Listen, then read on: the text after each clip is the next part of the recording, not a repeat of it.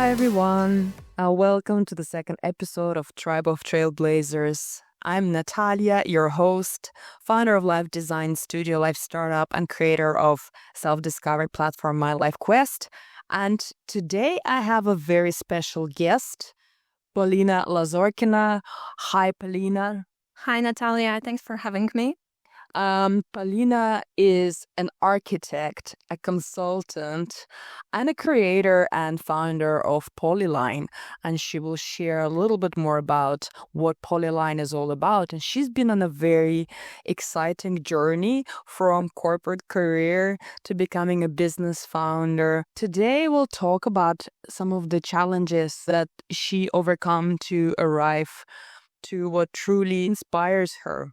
Polina, thank you so much for joining us today. Let's start by talking a little bit about your background. What have you started doing in terms of your career? How it developed into what you're doing now? Yeah, regarding a little bit start of my story. So originally I'm from Latvia. I used to study and work and live in different countries like Russia, Italy, and UK. My professional background, as you mentioned, I'm a design architect. But I had a little bit story journey for the last 15 years, and I end up working in a consulting in an energy nuclear sector. Quite specific. It's quite specific sector, yeah.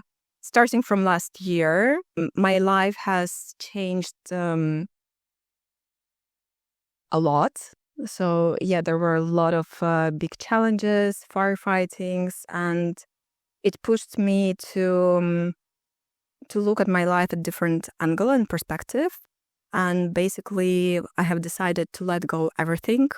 It wasn't easy, to be honest, but it's something that I felt was right to do at that point at my life.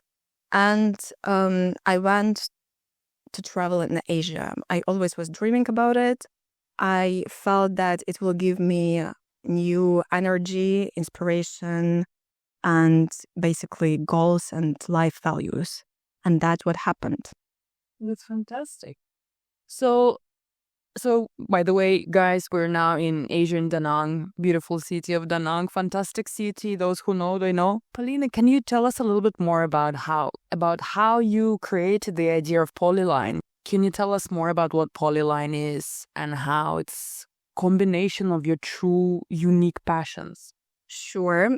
So there is a story behind it, and there is a personal story behind it, and there is even meaning of Polyline. 8 years ago, I have decided that I would like to organize trips with my friends for my birthday because I really love traveling. I didn't travel a lot in my childhood, and my dad, he's a mariner, and I had this from my childhood memories, memory that my mom showed us on a big map in our room where dad was going, Africa, Egypt, China, because he was sometimes away for more than 6 months. And I do remember that I always was dreaming to travel and to see the world.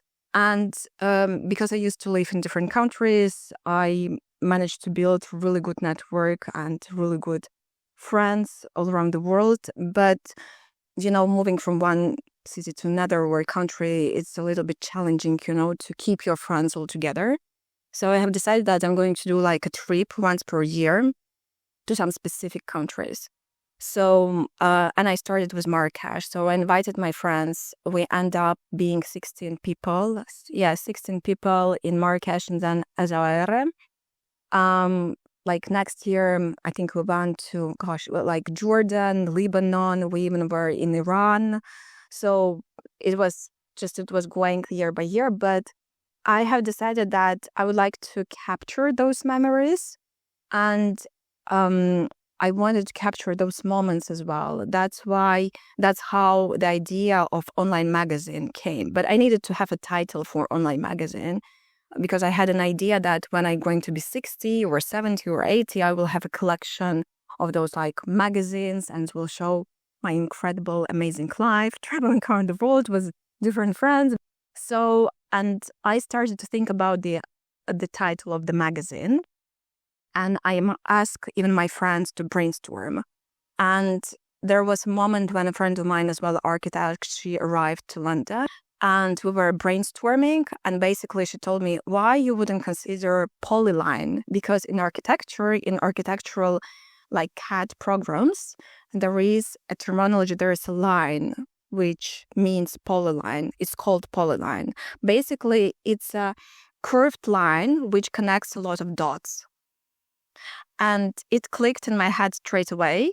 And it's just like, yeah, that's me, because it combines my name, Polina, like Polly as well.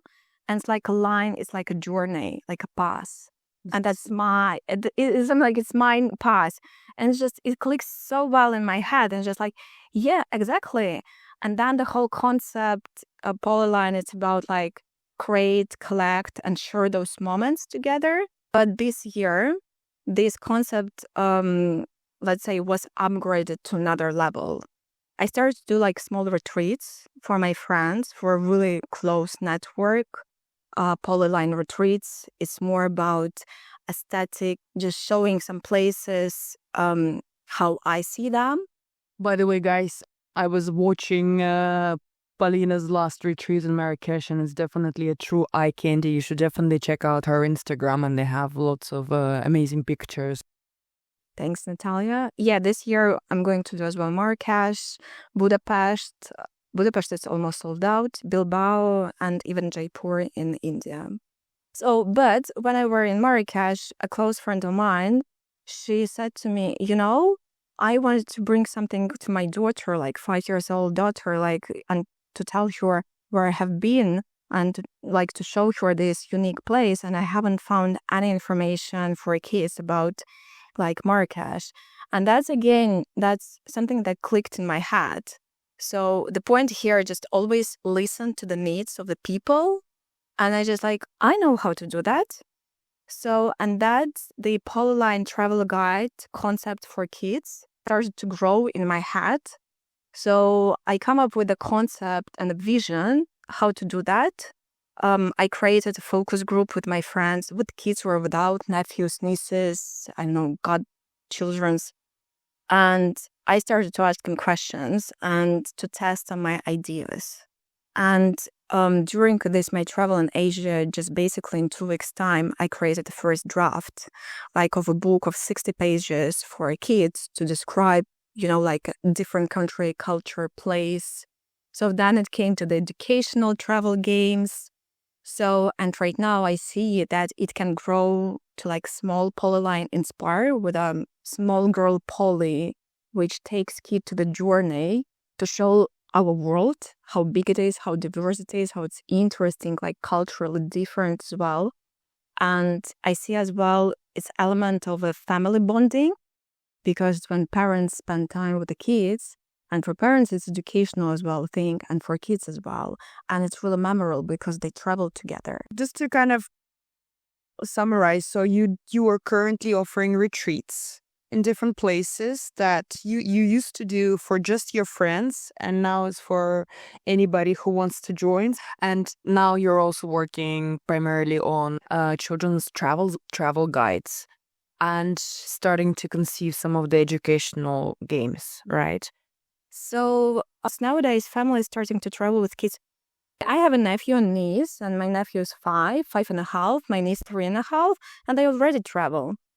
So, and I thought like it would be nice to have some kind of structure, simple structure, which you can present step by step to the kids, because for the memory as well. So I created this flags game, which has 7 groups, specifically for different types of flags in the world, like with a star, with a like horizontal lines, vertical lines, like different. And there is this main character, Polly, which comes again from a Polyline, which is dressed in this unique cultural dress, specifically for each country. So she's some kind she introduced a new country to kids, and I feel it's really good, memorable, game for kids and how they can start to feel country. Yeah, I really love this take on, I think as like children, and we all humans, we love visuals, right? And actually, I remember most of my childhood memories are pictures from books. I still have them imprinted in my mind so deeply. They will stay with me forever. And this is true. This not only connects children to these countries, but also teaches them the aesthetic. And like, I really like how you said, kind of the perceive and feel the countries beyond the information. I also would like to just mention that you're working a lot with AI. Can you just share a little bit more about that, how it helps you maybe progress faster or make things kind of easier? So I need to create a main character, Polly, which needs to be like cartoon illustration style. Because as well, I'm targeting to reach publishers, big publishing companies, and I would like to print those travel guides and travel educational games. But I realize, I don't have an illustrator, someone who will be able to draw them for me.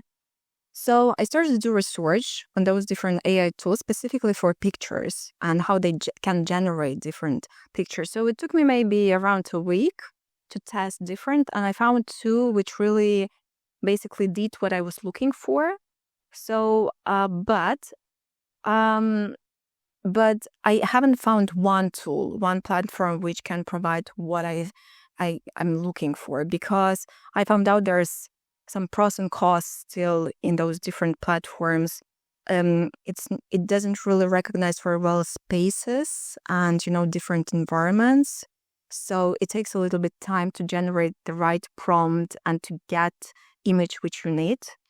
But with the time, I started to be better on it, and right now I'm more efficient. I learned a lot of lessons, from using different tools, and I found a way how to make it really quick and more like productive. Yeah, pretty much. I think this is a great example for anybody out there thinking about starting your own business and, but maybe I don't have this skills and this skills. This is a great example of how you can be creative about, well, first of all, we live in a world where there's so many shortcuts. There's the software for everything. There's no code, low code, especially we're talking about digital products.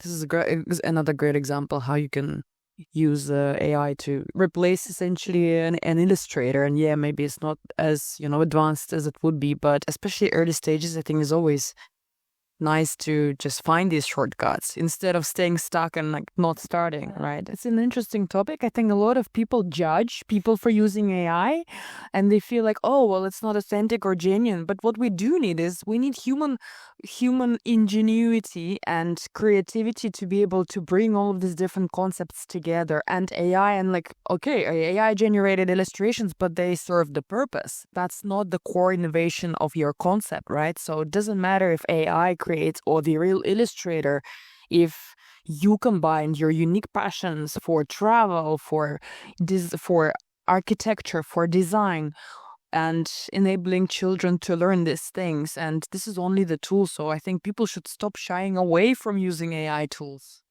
Can you talk us a little bit more through kind of this transition, maybe the process of moving from the traditional, let's say I'm doing the air quotes path with my fingers, the traditional path of working in corporate and consulting.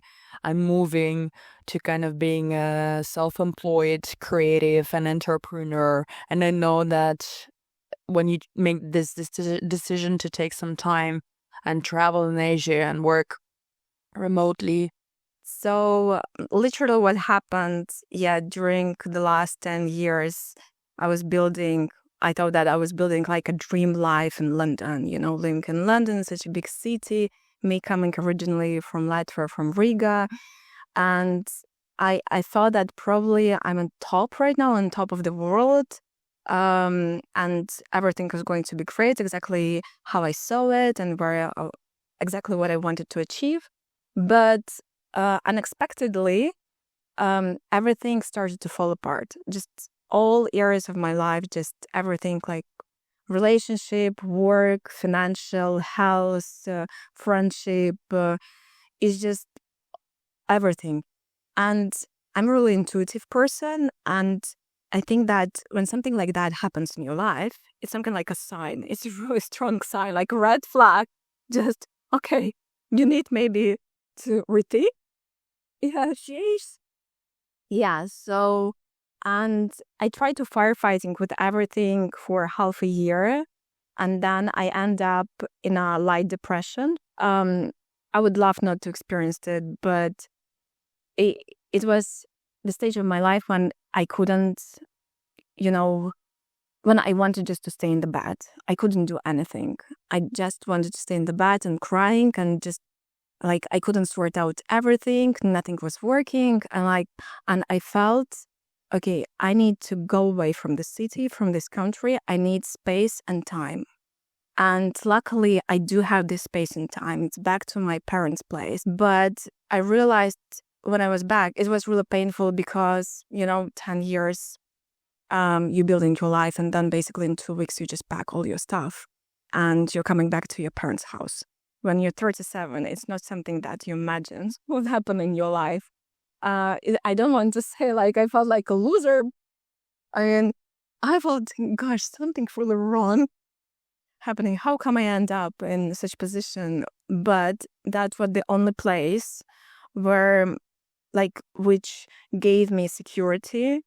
But then I end up in a position feeling that I can't sort out what's next. I need some kind of be absolutely different environment. So my intuition was still pushing me to move forward. And if I want to figure out what next, probably I need to go to this place or something that will give me inspiration, the energy. And traveling and aesthetics and architecture always gave it to me. I always dreamed to have a break, like half a year or a half, because for the last 18 years, I always was studying, working, moving from one country to another, from one city to another, from one work to another without any breaks. And just probably at the time when my dream needs to come true. I love how you're saying, I always needed a break. I've always worked for 18 years and now it's not like you're lying on the beach with a coconut all day. You're working quite a lot on your project as well, right? But it probably doesn't feel like work. Yeah, you're right. And I feel the big difference right now. I put so much love and what I'm doing. I have no idea if any of publishers would like to print my books, or I need to go to self-publishing online as well, different platforms, or I will find another way. But I love my project. Here's a challenge for you.